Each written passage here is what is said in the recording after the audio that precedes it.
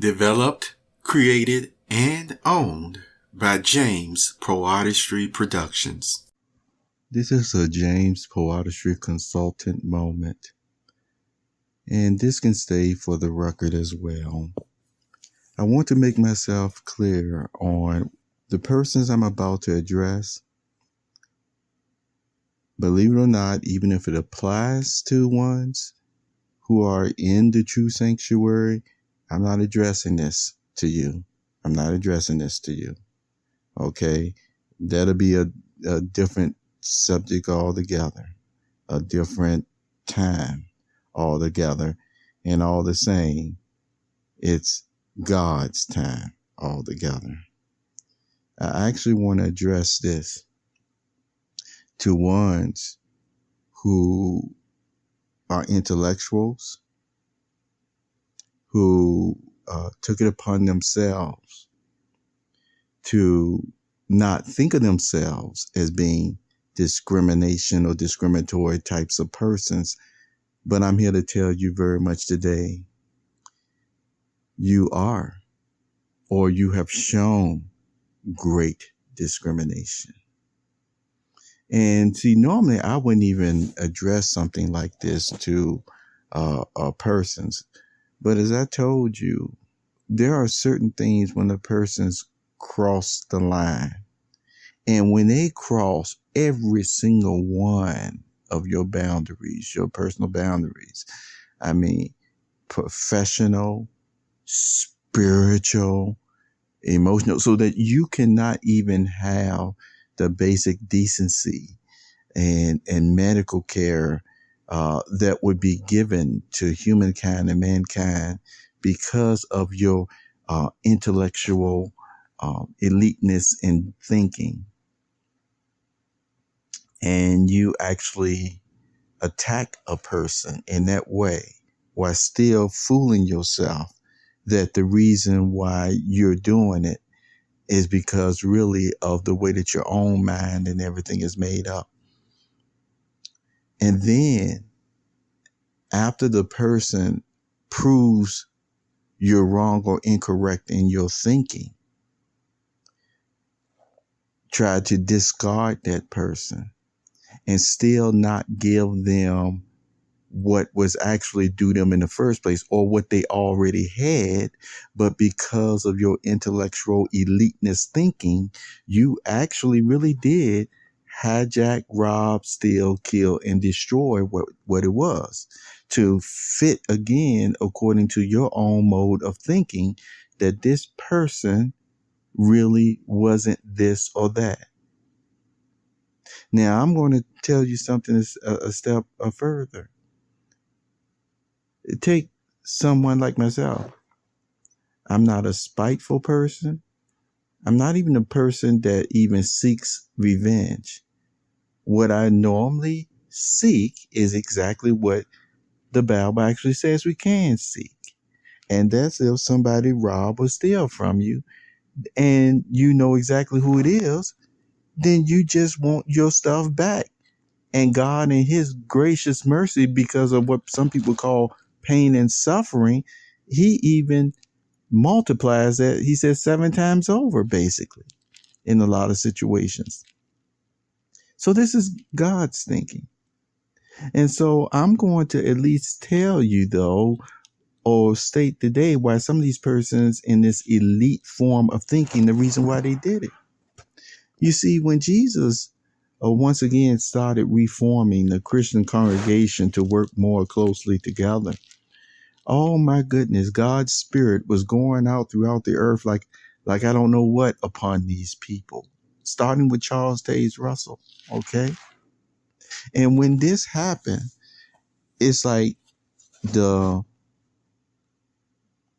leaders, the spiritual leaders, if you will, of all different faiths, they couldn't stand it. They could not stand it.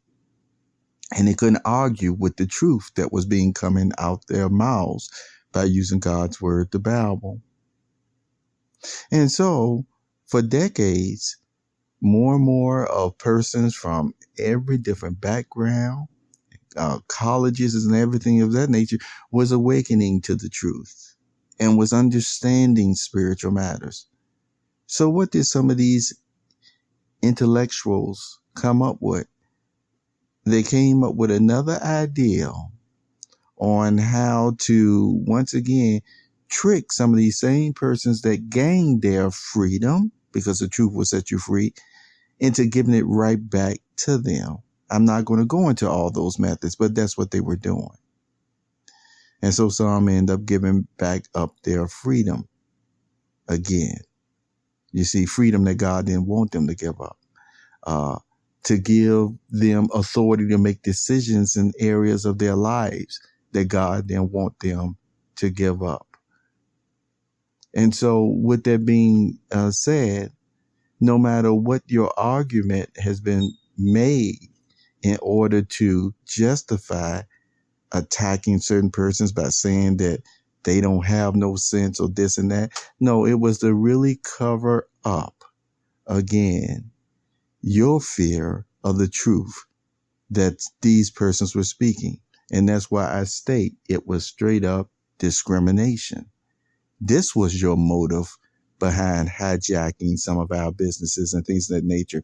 It wasn't that to see if what they say is, no, that is what your motive was. And you look in the mirror and you will see, and if you're honest with yourself, and know this is what your motive was.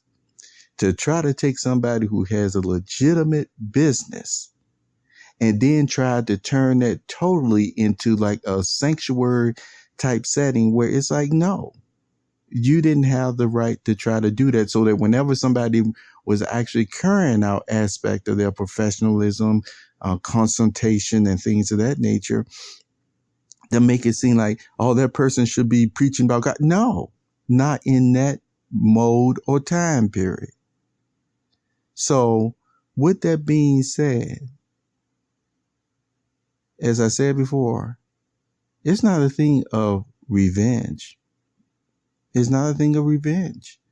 It is actually, once again, you stole something. You took something from persons like myself, big time, and even tried to use the laws of the land to hide behind, which you just can't. And so a person has the right, according to their own conscience, to still try to get back what they have worked so hard for. And certainly not to allow them to sit up there and still take it and then walk away acting like all the benefits and everything that have come about in a lucrative even profession or company or business, like it all came from them. Yeah, it came from all their subterfuge to gather what was already in that person's mind, consulted mind. Yes, everything has been done under the sun, but all the same, consultants, writers, and everything, they still use their brain and mental and spiritual powers to create still new ways of doing things or processes, or even call right back to mind things that persons may have lost that was causing people to lose a lot of money and time. But by them putting their efforts and their thinking ability back into, okay, let me do the research here. And so once the research is brought back up onto persons' minds, and then they start measuring it,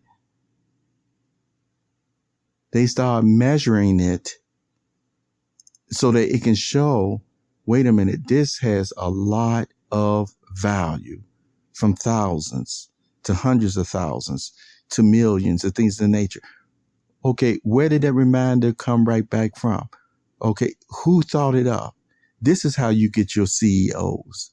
This is how you get your presidents. This is how you get your counts and things of that nature. So the whole point is, you can't keep flipping back and forth that when somebody comes up with a good idea, a valuable idea, because you don't like them, you make it seem like anybody else could have did it. But then you can see on the other hand, other persons using the same methods, and because they're in the in crowd, they put value with it.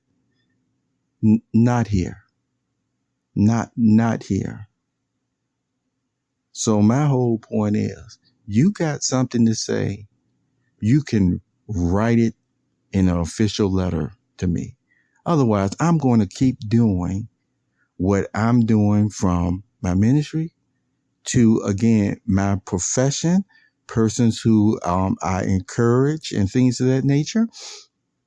I do it not only to encourage them, but see, if I enjoy their art and their work, I enjoy their art and their work. And there's nothing wrong with that. There's nothing against the law on that.